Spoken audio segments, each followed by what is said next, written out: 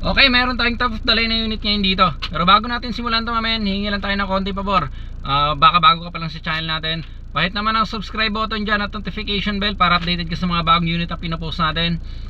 Baka bukas o makalawa, kailangan mo ng unit, kailangan mo na extra unit, baka dito na sa atin manggaling, okay? O baka itong unit na mismo ang hinahanap mo. Okay, so yun, thank you. Napakaling bagay na yan. Okay, back to unit tayo. So meron tayong top of the line na unit dito. Toyota Fortuner V na 2017 model. 2017 to pero low mileage lang. Isa pa sariwang sariwa. 37,000 plus lang ang tinatakbo nito. Top of the line V-bar yan. Syempre naka leather seat na yan. Naka power seat yung driver. Yan. Tapos tailgate power na rin yan.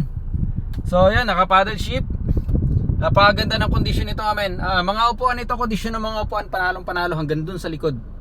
Okay, pati ceiling, napakalinis ng ceiling. Okay. So goods na goods tayo dito. Ayan.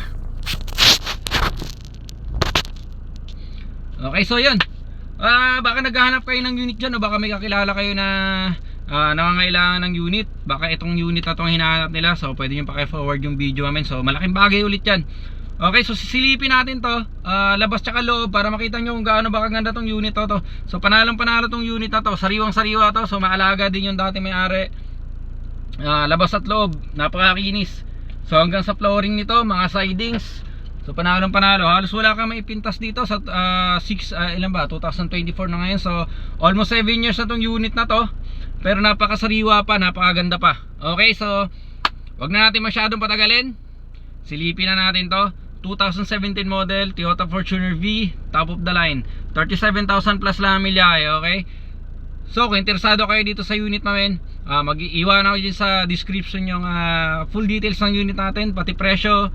Mag-iwan na rin ako ng contact number dyan. So baka sakali may mga katanungan kayo regarding sa unit o gusto nyo kagad pag-usapan yung presyo, so check na yung number dyan, okay? Para direct ang usapan, wala nang eme-eme. So silipin na natin to. Let's go!